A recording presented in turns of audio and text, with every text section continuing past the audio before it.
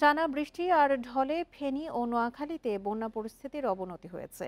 এই দুই জেলায় বন্যা কবলিত 18 লাখের বেশি মানুষ। পাহাড়ি ঢলের পাশাপাশি অব্যাহত বৃষ্টিতে ফেনীতে বিস্তৃত হচ্ছে বন্যা। নতুন করে পানি ঢুকতে শুরু করেছে ফেনী সদরে। এদিকে ফুলগাজী, পরশুরাম ও ছাগলনাইয়ায় বন্যা কবলিত 3 লাখের বেশি মানুষ।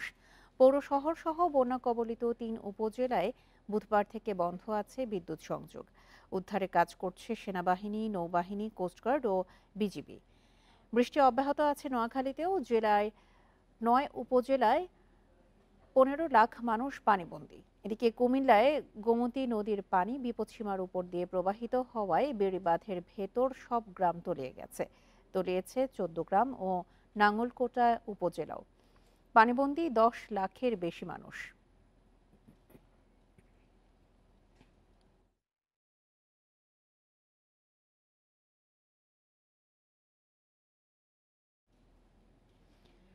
টানা বৃষ্টিতে বিভিন্ন জেলায় বাড়িঘর, অফিস, আদালত পানিতে ডুবে আছে। এতে সীমাহীন ভোগান্তির মধ্যে পড়েছে মানুষ। এই বিষয়ে আরো জানাতে নোয়াখালী ও খাগড়াছড়ি থেকে যোগ দিচ্ছেন আমাদের সহকর্মীরা। শুরুতেই যাচ্ছি নোয়াখালী থেকে, জানাবেন আমাদের সহকর্মী আবু নাসের। আবু নাসের, নোয়াখালীর কোন কোন এলাকায় বন্যা পরিস্থিতি সবচেয়ে বেশি অবনতির মধ্যে আছে? আশ্রয় কেন্দ্রগুলোর কি অবস্থা? সবশেষ তথ্য জানাবেন।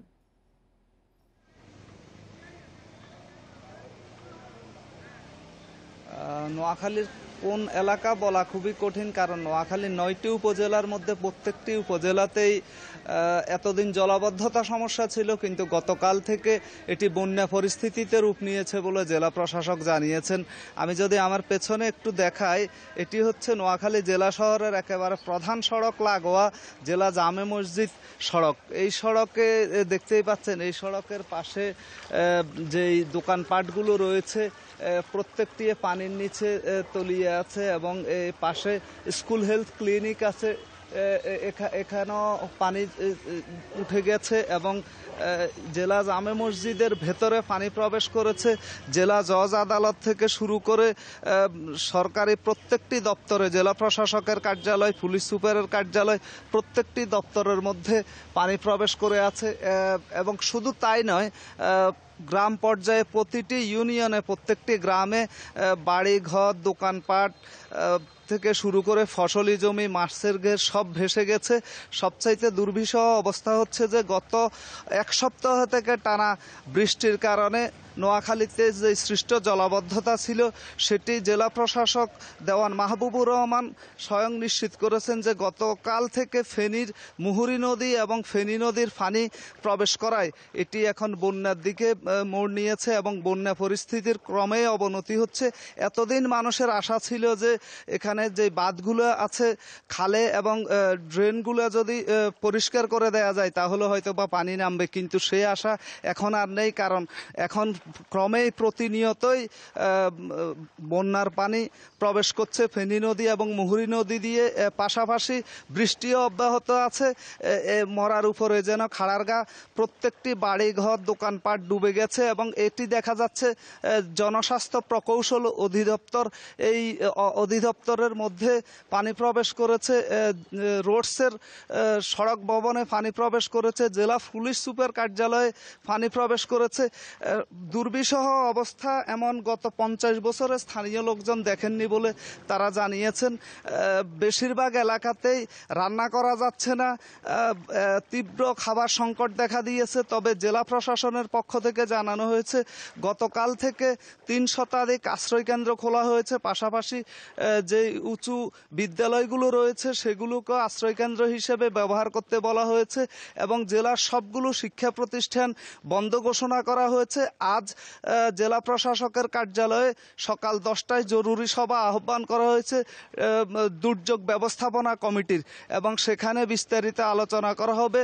তো এই পরিস্থিতিতে স্থানীয় বাসিন্দারা বলছেন যে দ্রুত তাদের জন্য বিশুদ্ধ পানি এবং খাবার যদি সরবরাহ না করা হয়, সরকারি বেসরকারিভাবে এখানে মানবিক বিপর্যয় দেখা দেওয়ার সমূহ সম্ভাবনা রয়েছে। এবং স্থানীয় বাসিন্দারা বলছেন যে গত 50 বছরে তারা এমন দুর্যোগের মুখোমুখি হয় নাই, এমন বিরূপ প্রকৃতির এমন বিরূপ পরিস্থিতির মুখোমুখি হন নাই। সবচাইতে বড় কথা, এই জেলা শহর মাইজদীতে স্বাধীনতার পর কখনোই মানুষ বন্যা দেখেছে এমন বলতে পারবে না। এই অঞ্চলের মানুষ বন্যার সাথে একেবারেই পরিচিত না, কিন্তু এবারে প্রথম এই ফেনী নদী এবং মুহুরী নদীর পানি প্রবেশ করায় বন্যা পরিস্থিতি দেখা দিয়েছে। এবং এত বাজে পরিস্থিতি যে প্রতি মুহূর্তে প্রতি ঘন্টায় পানির উচ্চতা বৃদ্ধি পাচ্ছে এবং পানি নামার কোনো লক্ষণই আসলে দেখা যাচ্ছে না, এবং বরঞ্চ প্রতি মুহূর্তেই পানি বাড়ছে। জেলা শহরের এই প্রধান সড়ক যেটি, সেটিতে কখন কবে পানি উঠেছে এখানকার মানুষ বলতে পারবে না, কিন্তু এবারে প্রথম জেলা শহরের প্রধান সড়কও পানি উঠে গেছে। এবং জেলা পুলিশ সুপারের কার্যালয় থেকে শুরু করে অসংখ্য সরকারি দপ্তর ভেতরে নিচতলায় পানি প্রবেশ করে গুরুত্বপূর্ণ দলিল কাগজপত্র নষ্ট হয়ে গেছে। জেলার যে সংরক্ষণাগার সরকারি কাগজপত্রের, সেই সংরক্ষণাগারের মধ্যে পানি প্রবেশ করে অনেকগুলো কাগজপত্র নষ্ট হয়ে গেছে বলে জেলা প্রশাসক জানিয়েছেন। মুনাসের, আরেকটি বিষয় একটু ছোট করে জানাবেন যে সেখানে যেহেতু যান চলাচলও ব্যাহত হচ্ছে, সেক্ষেত্রে বিদ্যুৎ পরিস্থিতির সেখানে কি অবস্থা?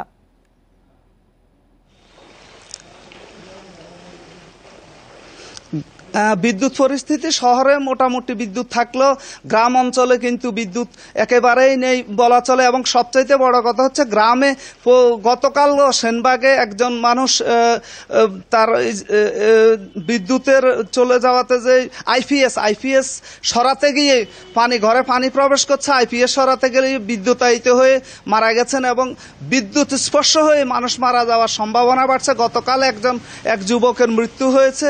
এবং গ্রামের দিকে বিদ্যুৎ নেই, গত 3 দিন থেকেই বিদ্যুৎ নেই। বেশিরভাগ এলাকাতে শহরে বিদ্যুৎ যাওয়া আসা করছে ক্ষণে ক্ষণে, এবং যেসব দোকানপাট এবং সরকারি দপ্তরের নিচতলায় পানি প্রবেশ করেছে সেখানে বিদ্যুৎ থাকা। হাসপাতালগুলোতে কি পানি প্রবেশ করেছে কিনা, আর যারা নাকি বিদ্যুতায়িত হয়ে মারা যাচ্ছে এই মুহূর্তে তাদেরকে কি, যারা বিদ্যুতায়িত হচ্ছে তাদেরকে কি তাৎক্ষণিকভাবে হাসপাতালে নেয়ার কোনো ব্যবস্থা আছে কিনা?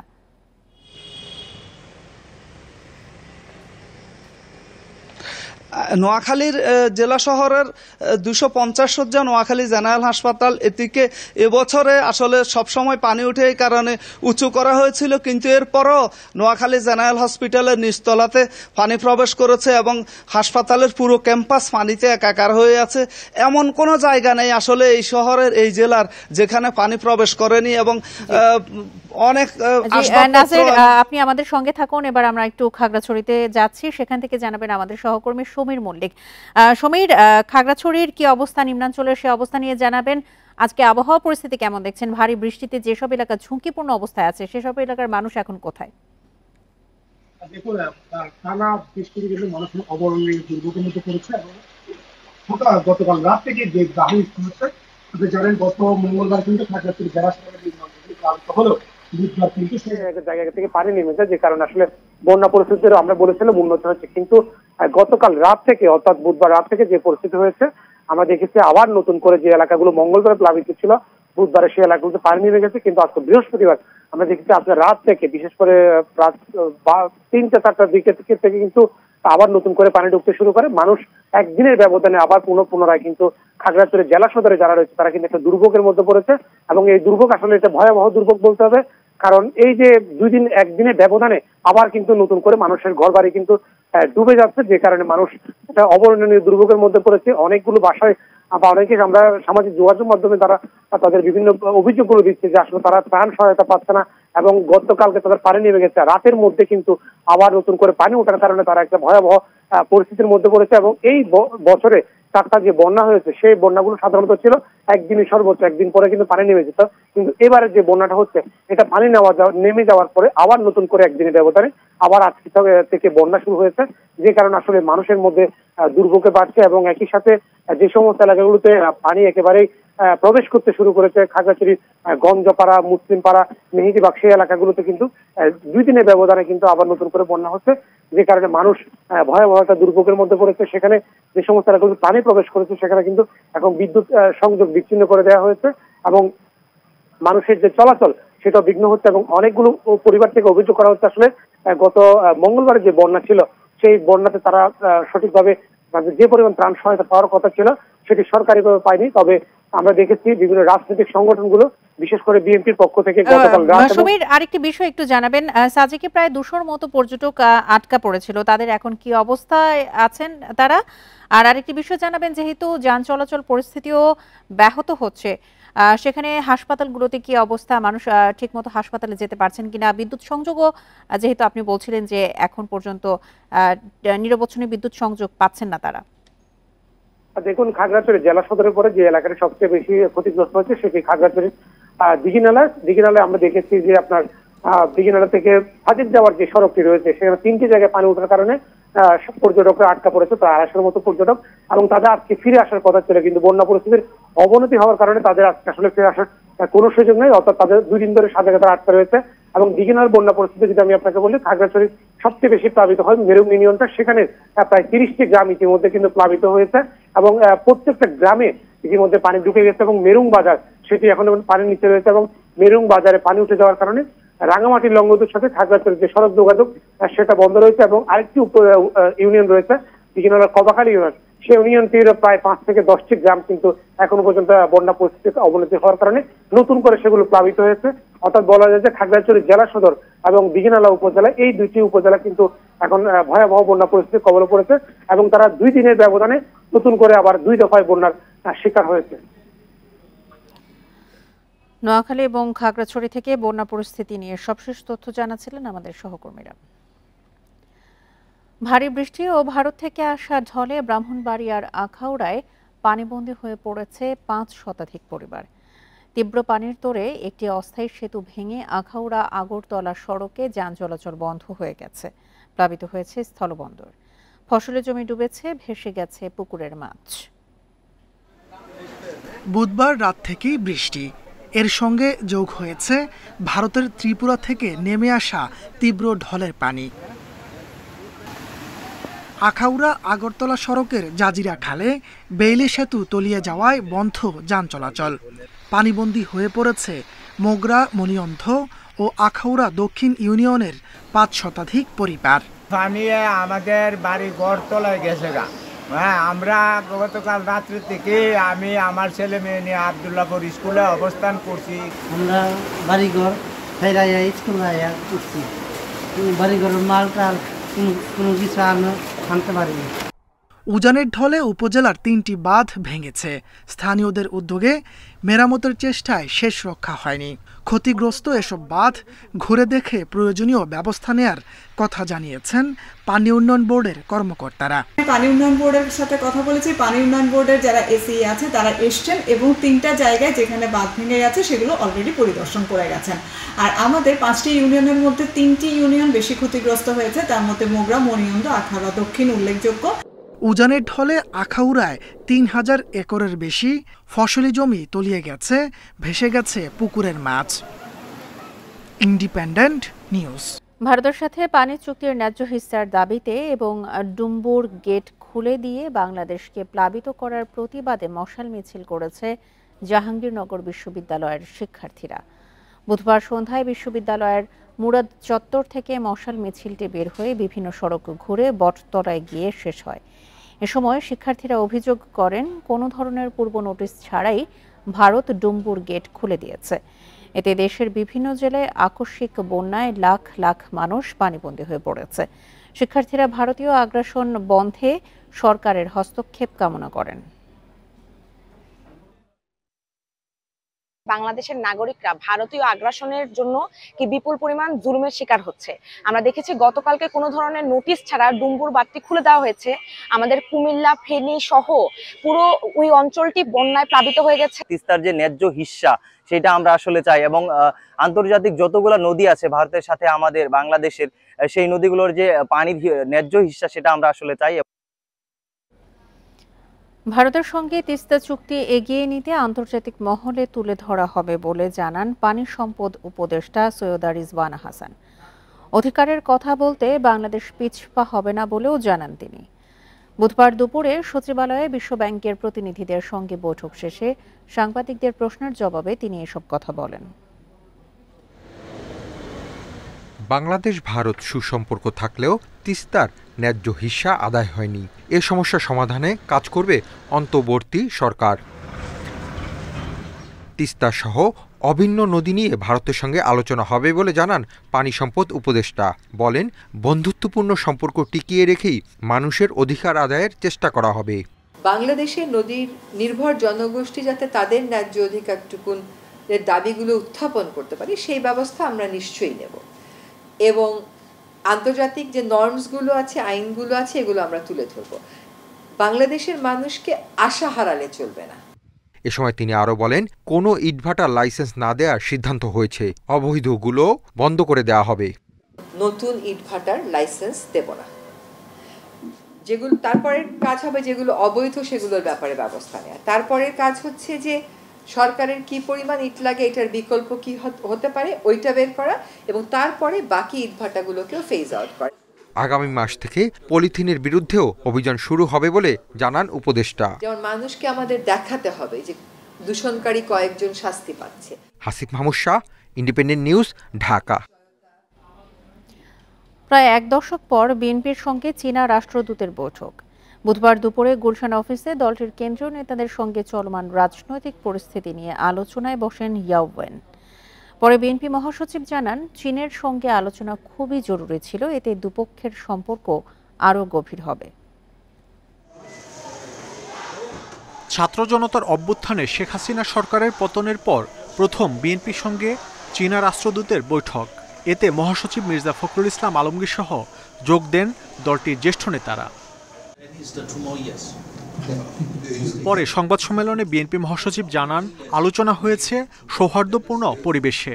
প্রায় এক দশক পর চীনা রাষ্ট্রদূতকে পেয়ে আনন্দিত বিএনপি। এতে দেশের জনগণের প্রতি বেইজিংয়ের যে অঙ্গীকার তা অব্যাহত থাকবে।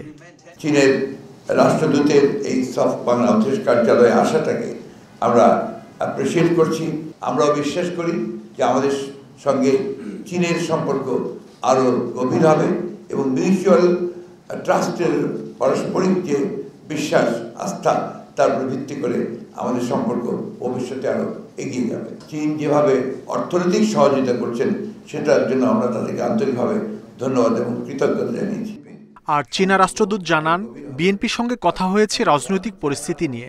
দেশের অভ্যন্তরীণ বিষয়ে তার দেশ হস্তক্ষেপ করবে না উল্লেখ করে উন্নয়ন সহযোগিতা অব্যাহত রাখার আশ্বাসও তার।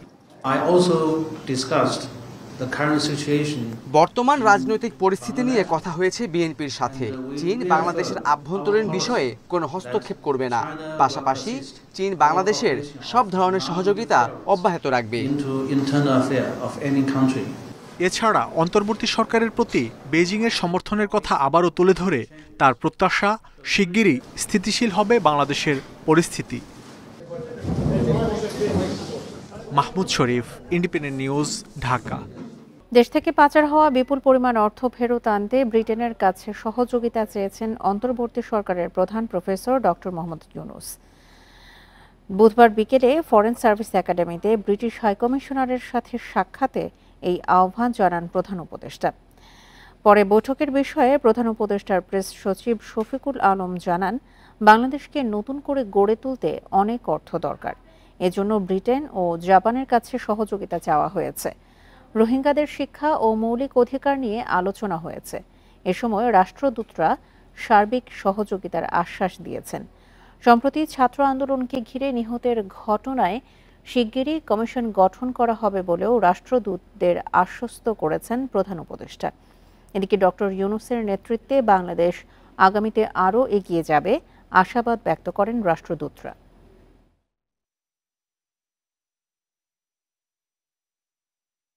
তো যেই টাকাটাই চলে যাক না কেন, সেই টাকাটা ট্র্যাক করা এবং টাকাটাকে ফিরে আনা, এই টাকাটা আসলে তো আমাদের এই যে চুরি করাটাকে বাংলাদেশের থেকে বাংলাদেশের মানুষকে, বাংলাদেশের ইকোনমিকে তারা ব্রোকেন করে, এই প্লান্ডার করে এই টাকাটা ওরা বাইরে পাঠিয়েছে। তো এই টাকাটা আনার একটা বড় ডিটারমিনেশন এই গভর্নমেন্টের। আন্দোলন ঘিরে হত্যাকাণ্ড তদন্তে আজ ঢাকায় আসছে জাতিসংঘের ফ্যাক্ট ফাইন্ডিং মিশন। ৩ সদস্যের মানবাধিকার বিশেষজ্ঞের দলটি বৈঠক করবে কয়েকজন উপদেষ্টা ও মানবাধিকার কর্মীদের সঙ্গে। বুধবার বিকেলে পররাষ্ট্র সচিব মাসুদ বিন মোমেন আরও জানান, জাতিসংঘের এই দলই তদন্তের কর্মপরিকল্পনা ঠিক করবে। কোটা সংস্কারের দাবিতে শিক্ষার্থীদের আন্দোলনে আইন শৃঙ্খলা বাহিনীর বিরুদ্ধে বল প্রয়োগের অভিযোগ করেছে জাতিসংঘ। সম্প্রতি সংস্থাটির প্রতিবেদন দিয়েছে 16 জুলাই থেকে 11 আগস্ট পর্যন্ত অন্তত 650 জন নিহত হয়েছে। অভিযোগ করা হয়েছে ব্যবহার হয়েছে প্রাণঘাতী আগ্নেয়াস্ত্র। এসব অভিযোগের নিরপেক্ষ ও আন্তর্জাতিক মানের তদন্ত করতে ঢাকায় আসছে জাতিসংঘের প্রতিনিধি দল। OHCHR এর যে টিম আছে led by Mr. Rory Mengoven, উনি Australian national chief of the Asia Pacific section, উনি নেতৃত্ব দিবেন এবং ওনার সাথে আরও দুইজন human rights officers miss Livia Cunsenza and mister Alexander ওনারা আসবেন। ওনারা থাকার কথা আছে ইনিশিয়ালি 28 আগস্ট পর্যন্ত, তবে ওনারা হয়তো এক্সটেন্ডও করতে পারেন। বিশেষজ্ঞ এই দলটি আলোচনা করবে অন্তর্বর্তী সরকারের সঙ্গে। তারাই মাঠ পর্যায়ের তদন্তকারীদের জন্য কর্মপরিকল্পনা ঠিক করবে। 28 আগস্ট পর্যন্ত নানা জনের সঙ্গে বৈঠক করবে তারা। ইনভেস্টিগেশনটা শুরু হতে যাচ্ছে, সেটার ব্যাপারেই মূলত আলোচনা করবেন এবং মোডালিটিস ইত্যাদি বিষয়ে ওনাদের যে এক্সপিরিয়েন্স আছে হয়তো অন্যান্য দেশেও সেগুলোর আলোকেই হয়তো করবেন। ইনিশিয়াল টিম হিসাবে ওনারা সব স্টেক হোল্ডারদের সাথে কথাবার্তা বলে যে এক্স্যাক্টলি কোন কোন জায়গায় আমাদের এই কী ধরনের হেল্প লাগবে এবং ওনাদের যে টিমটা আসবে তাদের কর্মপরিধি কী হতে পারে, এটা আমাদের মাননীয় উপদেষ্টাদের সাথেও নিশ্চয়ই আলোচনা। পররাষ্ট্র সচিব আরও জানান, সেপ্টেম্বরে যুক্তরাষ্ট্রে জাতিসংঘের অধিবেশনে যোগ দিতে পারেন প্রধান উপদেষ্টা। নাফিজাতুল্লাহ, ইন্ডিপেন্ডেন্ট নিউজ, ঢাকা। রাজধানীর এভারকেয়ার হাসপাতাল থেকে গুলশানের বাসায় ফিরেছেন বিএনপি চেয়ারপারসন বেগম খালেদা জিয়া। বুধবার সন্ধ্যা 7টার দিকে হাসপাতাল থেকে বাসায় পৌঁছান তিনি। 8 জুলাই মধ্যরাতে হাসপাতালে ভর্তি হন খালেদা জিয়া। এর মধ্যে 5 আগস্ট আওয়ামী লীগ সরকারের পতন হলে 6 আগস্ট মুক্তি পান তিনি। চলতি মাসেই উন্নত চিকিৎসার জন্য যুক্তরাষ্ট্রে যেতে পারেন সাবেক এই প্রধানমন্ত্রী। দীর্ঘদিন চিকিৎসা শেষে বুধবার সন্ধ্যা 7টায় রাজধানীর এভারকেয়ার হাসপাতাল থেকে গুলশানের বাসভবন ফিরোজার উদ্দেশ্যে রওয়ানা দেন বিএনপি চেয়ারপারসন বেগম খালেদা জিয়া। হাসপাতাল থেকে ফেরার পথে পরিবারের সদস্য আর নেতাকর্মীরা সেখানে জড়ো হয়ে শুভেচ্ছা জানায় ও স্লোগান দেয়। 2018 সালের 8 ফেব্রুয়ারি বিএনপি চেয়ারপারসন বেগম খালেদা জিয়াকে দুর্নীতি মামলায় কারাবন্দী করে আওয়ামী লীগ সরকার। সবশেষ 22 জুন রাত 3টায় হাসপাতালে ভর্তি হন তিনি। 23 জুন অধ্যাপক শাহাবুদ্দিন তালুকদারের নেতৃত্বে একদল বিশেষজ্ঞ চিকিৎসক খালেদা জিয়ার বুকে সফলভাবে পেসমেকার স্থাপন করেন। খালেদা জিয়া দীর্ঘদিন ধরে liver cirrhosis, arthritis, diabetes, kidney, ফুসফুস, হার্ট ও চোখের সমস্যা সহ বিভিন্ন রোগে ভুগছেন। ওনাকে আমরা সিসিউতে নিয়েছি, কখনো কখনো সিসিউ থেকে নিয়ে আবার কেবিনে নিয়ে আসা হয়েছে। অর্থাৎ ওনার সুচিকিৎসার জন্য এভারকেয়ার হসপিটালের কেবিনকেই সিসিউ সুবিধা সম্বলিত ব্যবস্থা করে সেই অনুযায়ী ওনার চিকিৎসা দেওয়া হয়েছে। মেডিকেল বোর্ডের একজন সদস্য জানান, উন্নত চিকিৎসার জন্য চলতি মাসেই যুক্তরাষ্ট্র যাচ্ছেন খালেদা জিয়া। সেখানে একটি মাল্টিপল ডিজিজ সেন্টারে তার লিভার প্রতিস্থাপন সহ জটিল চিকিৎসাগুলো করানো হবে। 2020 সালের 25 মার্চ সরকারের নির্বাহী আদেশে হাসপাতাল থেকে বাসায় ফেরেন বিএনপি চেয়ারপারসন। এরপর নানান শারীরিক জটিলতায় আক্রান্ত খালেদা জিয়াকে বিদেশে চিকিৎসার আবেদন জানানো হলেও তার অনুমতি দেয়নি আওয়ামী লীগ সরকার। রেজওয়ানুল হক, ইন্ডিপেন্ডেন্ট নিউজ, ঢাকা। গণহত্যার অভিযোগে শেখ হাসিনা সহ 77 জনের বিরুদ্ধে আন্তর্জাতিক অপরাধ ট্রাইব্যুনালে আরেকটি মামলা হয়েছে। এ নিয়ে শেখ হাসিনার বিরুদ্ধে ট্রাইব্যুনালে 4টি মামলা হলো। এদিকে বুধবার শেখ হাসিনার বিরুদ্ধে আরও 3টি হত্যা মামলা হয়েছে। রাজধানীর তেজগাঁওয়ে শিক্ষার্থী তৌহিদুল হক হত্যার অভিযোগে মামলা করেছেন নিহতের বড় ভাই তারিকুল ইসলাম। আসামি করা হয়েছে শেখ হাসিনা, মুনতাসির মামুন সহ 49 জনকে। তেজগাঁও থানাকে অভিযোগটি এজাহার হিসেবে গ্রহণের নির্দেশ দিয়েছে আদালত। বৈষম্য বিরোধী ছাত্র আন্দোলনের সময় র্যাবের হেলিকপ্টার থেকে গুলিবর্ষণে নিহতের ঘটনায় শেখ হাসিনা ও খায়রুল হক সহ 5 জনের বিরুদ্ধে মামলা নেয়ার নির্দেশ দিয়েছে আদালত। এছাড়া সিলেটে ছাত্র জনতার আন্দোলনে হামলার অভিযোগে শেখ হাসিনা, শেখ রেহানা সহ 87 জনের বিরুদ্ধে মামলা হয়েছে।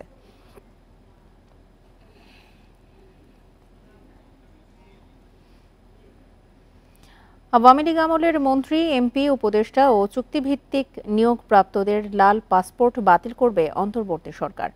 বুধবার স্বরাষ্ট্র মন্ত্রণালয়ের অতিরিক্ত সচিব আলী রেজা সিদ্দিকী ইন্ডিপেন্ডেন্ট টেলিভিশনকে এই তথ্য নিশ্চিত করেছেন। চুক্তিভিত্তিক নিয়োগপ্রাপ্তদের মধ্যে যাদের চুক্তি বাতিল হয়েছে তাদের জন্য বরাদ্দ কূটনৈতিক লাল পাসপোর্ট বাতিল হবে। স্বরাষ্ট্র মন্ত্রণালয় থেকে জানানো হয়, এ বিষয়ে প্রয়োজনীয় ব্যবস্থা নেওয়ার প্রক্রিয়া এরই মধ্যে শুরু হয়েছে। নির্দেশ দেওয়া হয়েছে অভিবাসন ও পাসপোর্ট বিভাগকে। কূটনৈতিক পাসপোর্ট বাতিল হলে সংশ্লিষ্ট ব্যক্তির পরিবারের সদস্যদেরও লাল পাসপোর্ট বাতিল হয়ে যাবে। এসব ব্যক্তিকে নতুন করে পাসপোর্ট নিতে হলে লাল পাসপোর্ট জমা দিতে হবে।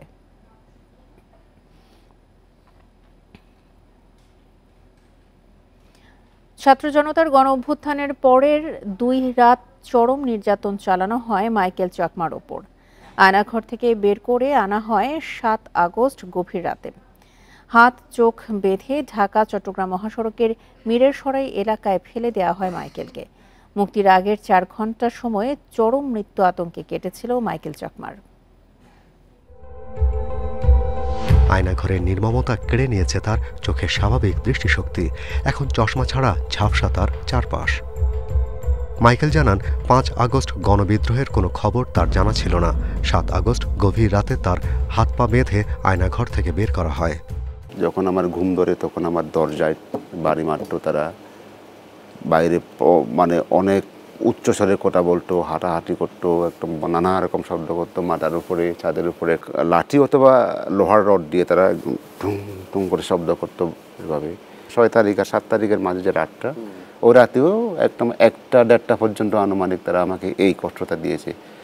তাকে প্রায় 4 ঘন্টা গাড়িতে ঘুরিয়ে ভোরে একটি নির্জন স্থানে ফেলে দেওয়া হয়। গাড়ি থামলো একটা জায়গায়, দরজাটা খুলে আমাকে ধরে নামালো। মুগ্ধভাবে প্রথম আকাশ দেখা, প্রকৃতি পরিবেশটা দেখা। ফাঁস বছর 3 মাস পর। জায়গাটা কোথায় ছিল? জায়গাটা ছিল বন বিভাগের একটা জায়গা, সেগুন বাগান, খড়ের হাট বিতে পড়েছে। এটা পড়েছে অ্যাকচুয়ালি মিরসরাই উপজেলার ভিতরে। মাইকেল চাকমার রাজনীতিতে ফেরার সিদ্ধান্ত এখনো নিশ্চিত নয়, তবে তিনি চান আর কেউ যেন কখনোই তাঁর মতো গুমের শিকার না হয়। পার্বত্য চট্টগ্রামে দীর্ঘদিন ধরে যে জুলুম নির্যাতন চালানো হচ্ছে, যে কর্তৃত্ব তাদের রাখা আছে, সেটাকে তুলে নিয়ে একটা গণতান্ত্রিক ব্যবস্থা কায়েম করা। মানবাধিকার সংগঠন অধিকারের পরিসংখ্যান বলছে, আওয়ামী লীগ নেতৃত্বাধীন সরকারের শাসনামলে বিচার বহির্ভূত হত্যাকাণ্ডের শিকার হয়েছে প্রায় 2,500-এরও বেশি মানুষ। এ সময় গুম হন 677 জন। Shahriar Anirban, independent news, Dhaka. নির্বাচনী হলফনামা অনুযায়ী গত 5 বছরে সবচেয়ে বেশি 497 গুণ সম্পদ বেড়েছে সিরাজগঞ্জ 2 আসনের জান্নাত আরা হেনরির। এছাড়াও রাজনৈতিক প্রশ্রয়ে শূন্য থেকে কোটি কোটি টাকার মালিক হয়েছেন অনেক সংসদ সদস্য। অস্বাভাবিক হারে সম্পদ বৃদ্ধি পাওয়া শীর্ষ 5 সংসদ সদস্যকে নিয়ে অনুসন্ধান শুরু করেছে দুর্নীতি দমন কমিশন। হাই স্কুলের শিক্ষক হিসেবে কর্মজীবন শুরু করা জান্নাত আরা হেনরি 2008 সালে 9ম জাতীয় সংসদ নির্বাচনে সিরাজগঞ্জ 2 আসন থেকে হেরে যান। নির্বাচনী হলফনামায় তার সম্পদের পরিমাণ ছিল 13,27,000 টাকা। 2009 সালে সোনালী ব্যাংকের পরিচালক নির্বাচিত হন তিনি। 2024 সালে নির্বাচনী হলফনামায় তিনি সম্পদ দেখান 64 কোটি টাকা। 10ম জাতীয় সংসদ নির্বাচনের হলফনামায় ময়মনসিংহ 9 আসনের আনোয়ারুল আবেদিন তুহিন বার্ষিক আয় দেখান 2,30,000 টাকা। 10 বছরে 311 গুণ বেড়ে তার বার্ষিক আয় এখন 1,20,00,000 টাকা। চট্টগ্রাম 15 আসনের নৌকা প্রার্থীর আবু রেজা মোহাম্মদ নেজামুদ্দিন নদভীর 2018 সালের নির্বাচনী হলফনামা অনুযায়ী তার বার্ষিক আয় বেড়েছে 250 গুণ। যশোর 3 এর কাজী নাবিল আহমেদ একাদশ সংসদ নির্বাচনের হলফনামায় তার বার্ষিক আয় দেখান 1,26,00,000 টাকা। 2024 সালে তা বেড়ে দাঁড়িয়েছে 35 কোটি টাকায়। সাবেক প্রধানমন্ত্রী শেখ হাসিনার আত্মীয় নূরে আলম চৌধুরী মাদারীপুর 1 আসন থেকে 7 বার নির্বাচিত হন। শেষ 5 বছরে তার সম্পদ বেড়েছে 84 গুণ। টিআইবি বলছে শুধু হলফনামা নিয়ে কাজ করলে চলবে না, কারণ হলফনামার চেয়ে বহুগুণ বেশি অর্থ পাচার বা লুকিয়ে রেখেছে অনেক সংসদ সদস্য।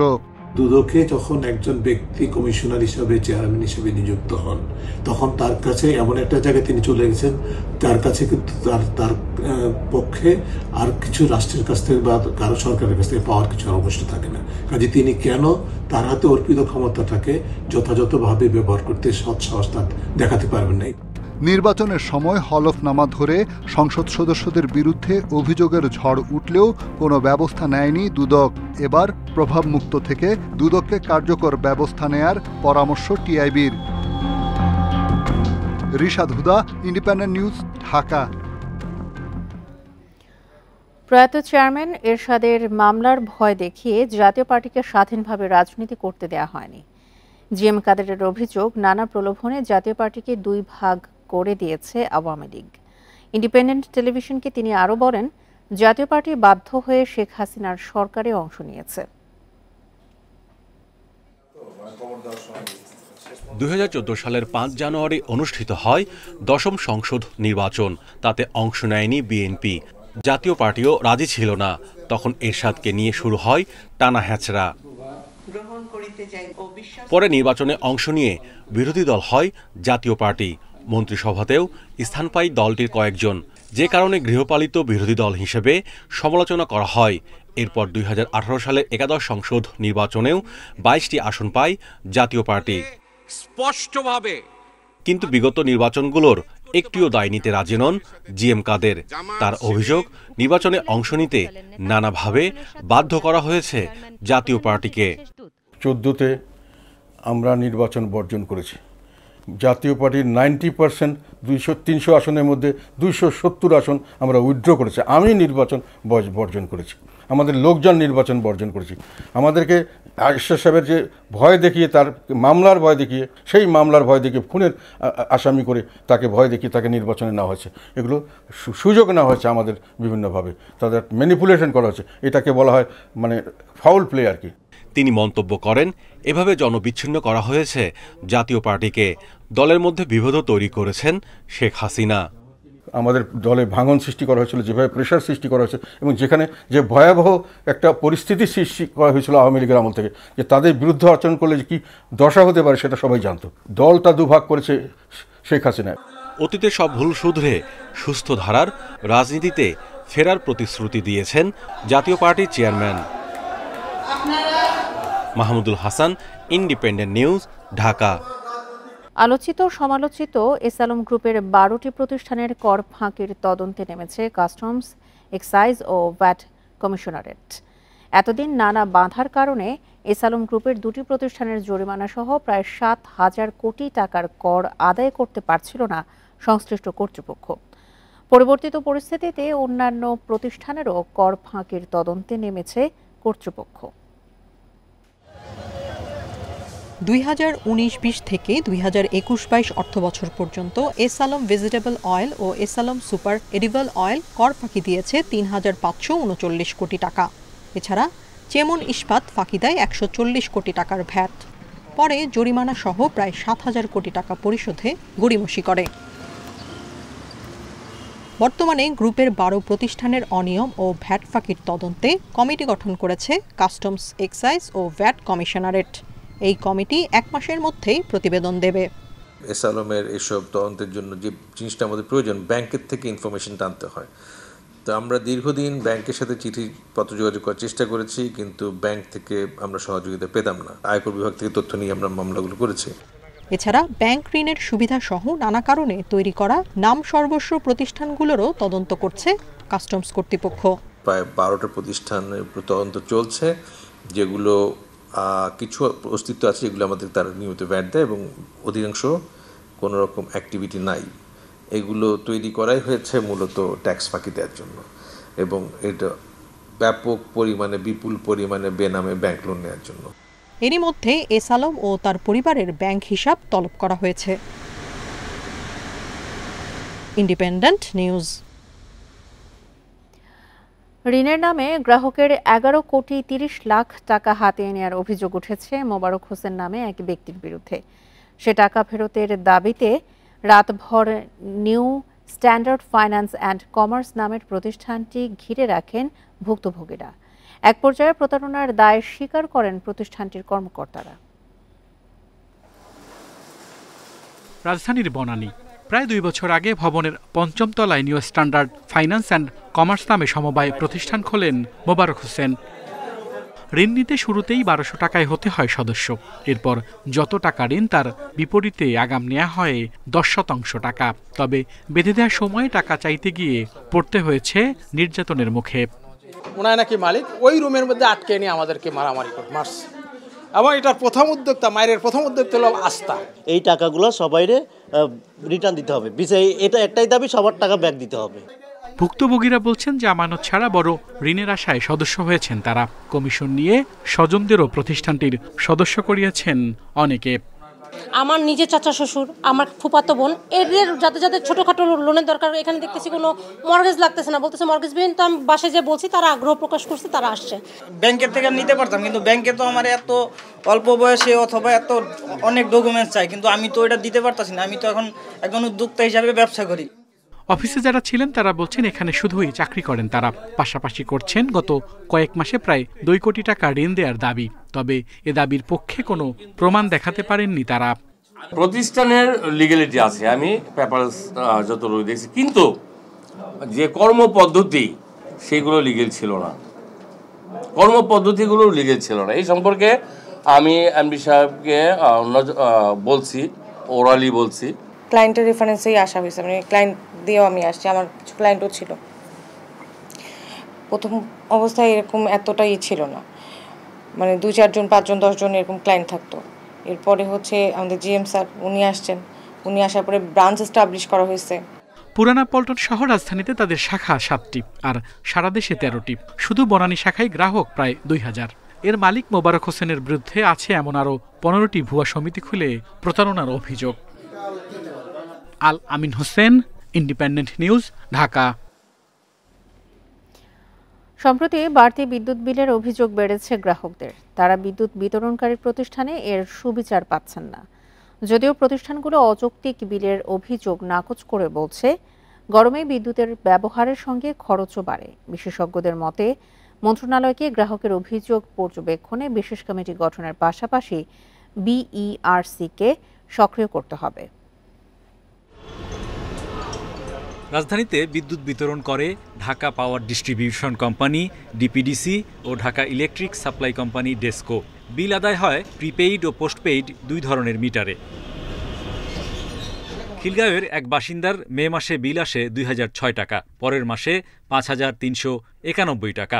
মোহাম্মদপুরের আরেক গ্রাহকের বাসায় জুলাই মাসে শীতাতপ যন্ত্র বিকল ছিল, কিন্তু বিল আগের মাসের চেয়ে প্রায় 500 টাকা বেশি। ইচ্ছেমতো বিদ্যুৎ বিল আদায়ের এমন অভিযোগ অহরহ। মে মাসে বিদ্যুৎ বিল এসেছিল 2200 টাকা, বাট পরবর্তী মাস আবার যখন জুনে আমার বিল আসলো, আমি দেখলাম আমার বিল হচ্ছে 5600 টাকা। উপযুক্ত কোনো ব্যাখ্যাও তারা আমাদেরকে দিতে পারে না যে এই কারণে বিদ্যুৎ বিলটা বাড়ছে। আমরা নিজেরাও বুঝতে পারি না কেন বাড়তেছে। হয়তোবা তারা বলতেছে আরেকজনের, অন্যদের কথা মতে যে অন্য কারো লোড হয়তো আমার এখানে চাপিয়ে দিচ্ছে কিনা। গ্রাহক অভিযোগের বিপরীতে বিতরণকারী প্রতিষ্ঠানগুলো বলছে আবাসিক বিদ্যুতে 6টি স্ল্যাবে বিল আদায় হয়। মার্চ থেকে সেপ্টেম্বর 7 মাস গরমে বাড়ে বিদ্যুতের ব্যবহার। গ্রাহকের এই যে ব্যবহার বৃদ্ধি পাইছে। আরেকটা হলো যে আমাদের যে স্ল্যাবে, এই যে উপরের দিকে স্ল্যাবে যত যাচ্ছে ততই এটা ইউনিট রেটটা বাইরে যাচ্ছে। কেউ কি ধরতে পারি যে সে ভুল রিডিং দিয়েছে, তাহলে কিন্তু সে তাৎক্ষণিক পানিশমেন্টের আওতায় আসে। এরপরেও আমাদের যে সফটওয়্যার আছে, বিলিং সফটওয়্যার, এটা যদি অতিরিক্ত রিডিং হয়, 1.5 গুণ বিল হয়ে গেল, তাহলে কিন্তু বিলটা প্রিন্ট হবে না। বিশেষজ্ঞরা বলছেন বিতরণকারী কোম্পানিগুলোর জবাবদিহি নেই, এতেই বেড়েছে গ্রাহক ভোগান্তি। মন্ত্রণালয়ের কোনো সিনিয়র অ্যাডিশনাল সেক্রেটারিকে প্রধান করে যদি এটিকে যদি ব্যবস্থা করেন, এটির সমস্যাগুলো যদি চিহ্নিত করা যায়, তাহলে সেটির আলোকে এটি সমাধানের ব্যবস্থা নেওয়া। আমরা চাইব যে ভোক্তার এই ধরনের বিভিন্ন সমস্যা দিয়ে যেন নিয়মিত ভিত্তিতেই তার সমাধানের জন্য উদ্যোগ থাকার জন্য প্রাতিষ্ঠানিকভাবে এনার্জি রেগুলেটরি কমিশনকে পুনরায় তার আগের অবস্থায় ফিরিয়ে নিয়ে যাওয়া। পর্যবেক্ষকরা বলছেন গ্রাহক অভিযোগের মুখে বিদ্যুৎ বিল কমানোর নজিরও আছে, যা প্রশ্নবিদ্ধ করে বিতরণকারী কোম্পানির স্বচ্ছতাকে। Hari Saha, independent news, Dhaka. ভোগ্যপণ্যের দাম সাধ্যের মধ্যে আনতে ব্যবসায়ী ও সরকারকে 7 দিনের আলটিমেটাম দিয়েছে আন্দোলনকারী শিক্ষার্থীরা। বুধবার প্রতিযোগিতা কমিশনে এক বৈঠকে তারা দাম বৃদ্ধির জন্য দায়ীদের শাস্তি এবং বাজার সিন্ডিকেট ভাঙারও দাবি জানান। একই বৈঠকে এফবিসিসিআই, বিজিএমইএ এর কমিটি ভেঙে দেওয়ারও দাবি জানান শিক্ষার্থীরা। তেল, চিনি সহ ভোগ্যপণ্যের বাজার নিয়ে প্রতিযোগিতা কমিশনে ব্যবসায়ী প্রতিনিধি, বাংলাদেশ ব্যাংক, শিল্প মন্ত্রণালয়ের কর্মকর্তাদের সাথে বৈঠকে বসেন বৈষম্যবিরোধী ছাত্র আন্দোলনের প্রতিনিধিরা। আলোচনা হয় নিত্যপণ্যের সরবরাহ ও বাজার মূল্য নিয়ে। সভায় এনবিআর ও কেন্দ্রীয় ব্যাংকের কর্মকর্তারা অবৈধভাবে ব্যবসায়ীদের সুবিধা দেওয়া হয়েছে বলে অভিযোগ করেন শিক্ষার্থীরা। টাকা ছাপিয়ে পদচ্যুত সরকারকে প্রায় 41,000 কোটি টাকা ঋণ দেওয়ার বিষয়টিও সামনে আনেন তারা। বাংলাদেশ ব্যাংকের পক্ষ থেকে আজকে সিদ্ধান্ত নিয়ে যাবেন যে আপনারা কোনো ব্যবস্থা নেবেন কিনা বা আপনারা কোনো ধরনের আইনগত পথে হাঁটবেন কিনা। কয়েকটি চালান বিশ্লেষণে দেখা যায় 96 টাকা কেজি খেজুরের ওপর 130 টাকা দাঁড়ায়। স্বল্পকার খুচরা দাম 300 থেকে 350 টাকা হয়। 7 দিনের মধ্যে চিনি 90, ভোজ্য তেল 120 আর আলু 25 টাকার মধ্যে নামিয়ে আনার আলটিমেটাম দেন বৈষম্যবিরোধী ছাত্র আন্দোলনকারীরা। দাম বৃদ্ধির দায় এড়ানোর চেষ্টা করেন ব্যবসায়ী ও কর্মকর্তারা। যে গভর্নমেন্ট রেটে কিন্তু আমাদের ডকুমেন্টস আমরা ভ্যালু কিনতে পারি না। তাতে 160 টাকার দাম আমরা 115-16 দিয়ে কিনছি, কিন্তু কি হয়েছে এই কস্টটা আমাদের গ্যাপ থেকে যেত। আমরা একটা গণ অভ্যুত্থান করেছি, সরকারটাকে পরিচালনা করা, মানুষের জনজীবনকে স্বস্তি দেওয়া, স্বাভাবিক করা, এটা আমাদের কাজ না। কিন্তু এই দুর্নীতিবাজ এবং দোষরদেরকেও চিহ্নিত করা, এটাও কিন্তু স্থিতিশীল করার একটা অন্যতম কাজ। সেই জায়গা থেকে আমাদের এটা দাবি, যদি তারা সহযোগিতা না করে আমরা কিন্তু বাংলাদেশ ব্যাংক অভিমুখে কিন্তু আমাদের মিছিল কিন্তু চলে যাবে। দেশের বহু ব্যবসায়ী প্রতিষ্ঠান থাকলেও কেন হাতে গোনা কয়েকটি কোম্পানি ভোজ্য তেল, চিনির বাজার নিয়ন্ত্রণ করে, এমন প্রশ্নে লোকবল সংকটের অজুহাত দেয় প্রতিযোগিতা কমিশনের চেয়ারম্যান। আমাদের প্রতি আপনাদের যে আকাঙ্ক্ষা এই কমিশনের প্রতি, এটা আমি যদি আপনাদের কাছে থাকতাম এই আকাঙ্ক্ষা আমারও থাকতো, কিন্তু আমার সক্ষমতার অভাব আছে। এটা আমি 14 তারিখে ওনাদেরকে বলেছি, তাদের হেল্প চেয়েছি to increase my man power. আমার এটা দরকার, আমার স্বতন্ত্র তদন্ত ইউনিট দরকার। বৈঠকে আগামী 24 ঘন্টার মধ্যে বাংলাদেশ ব্যাংকের দুর্নীতিবাজ কর্মকর্তাদের তালিকা প্রকাশ করারও দাবি করে শিক্ষার্থীরা। Shahid Ahmed, independent news, Dhaka. আর এই ছিল এখনকার মতো ইন্ডিপেন্ডেন্ট সংবাদে। ইন্ডিপেন্ডেন্ট টেলিভিশনের সব খবর আরও বিস্তারিত জানতে চোখ রাখুন ফেসবুক, ইউটিউব এবং এক্সে। ধন্যবাদ সবাইকে। আমন্ত্রণ পরের আয়োজনে।